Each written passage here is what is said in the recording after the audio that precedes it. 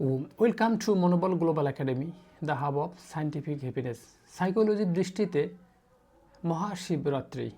শিবরাত্রি এক গভীর মানসিক রিসেটের সুযোগ। সারা বছরে জমে থাকা হতাশা, দুঃখ, কষ্ট, যন্ত্রণাকে রিসেট করার এক মহা সন্ধিক্ষণ এই মহাশিবরাত্রি। এই সময় আমাদেরকে শেখায় নিজের দিকে তাকাতে, আত্মনিমগ্ন হতে এবং নিজের প্রতি খেয়াল রাখতে। শিবের ধ্যানমগ্ন রূপ হচ্ছে ইমোশনাল রেগুলেশন এবং সেলফ কন্ট্রোলের প্রতীকী রূপ। আধুনিক সাইকোলজিতে যাকে আমরা বলি মাইন্ডফুলনেস, অর্থাৎ বর্তমান মুহূর্তে থাকা।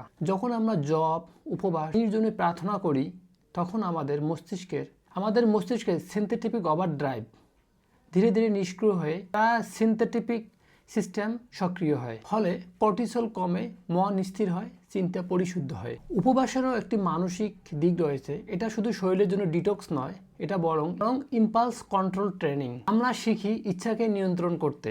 সেলফ ডিসিপ্লিন আস্তে আস্তে আত্মবিশ্বাস বাড়ায় এবং ডিসিশন নিতে সহায়তা করে। রাত জাগার মধ্যে দিয়ে এক ধরনের অ্যাংজাইটি বা ডিপ্রেশন কমিয়ে রাতের পর আলো আসবে বলে এই প্রতীকী রূপটি প্রকাশ করে। শিবের আরেকটি প্রতীকী রূপ হলো নীলকণ্ঠ, বিষ পান করে তাকে ধারণ করা। মনোবিজ্ঞানে এটি ইমোশনাল প্রসেসিংয়ের প্রতীক।